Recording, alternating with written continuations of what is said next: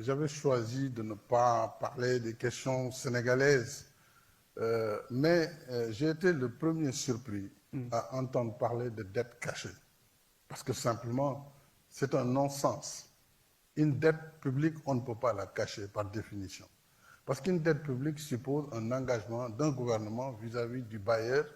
C'est une convention financière qui est d'abord autorisée, du moins un avis de la Cour suprême est requis pour chaque convention de dette internationale.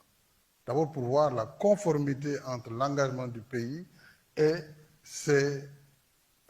par rapport à cette convention. Est-ce que cette convention de dette correspond à notre engagement international, à notre constitution, etc., etc. Ensuite, la dette extérieure, elle est libellée en devises. Nous, on a une monnaie locale qui est le CFA, comme tous les pays. Donc cette dette en devise, quand elle vient soit du multilatéral ou du bilatéral, elle passe par la Banque centrale, qui est une banque centrale des États de l'Afrique de l'Ouest, qui regroupe 8 pays.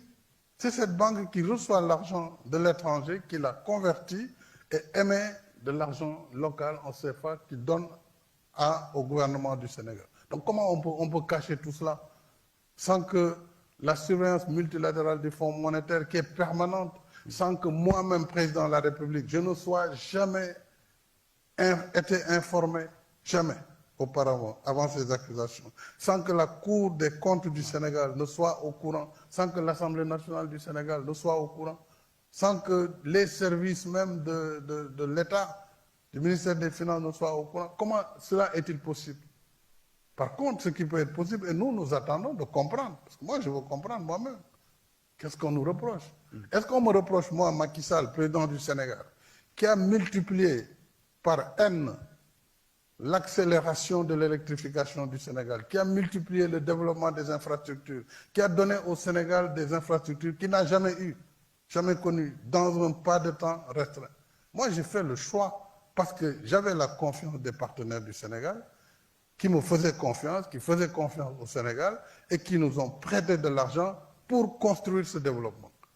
J'ai mis un train express à écartement standard, un système de transport multimodal, moderne et écologique. J'ai augmenté l'électrification. L'argent a servi à développer le pays. De quoi on parle? Est-ce qu'on parle du développement accéléré? Est-ce qu'on parle de quoi? Moi, je veux comprendre. Et j'attends bien ce rapport dont on me parle.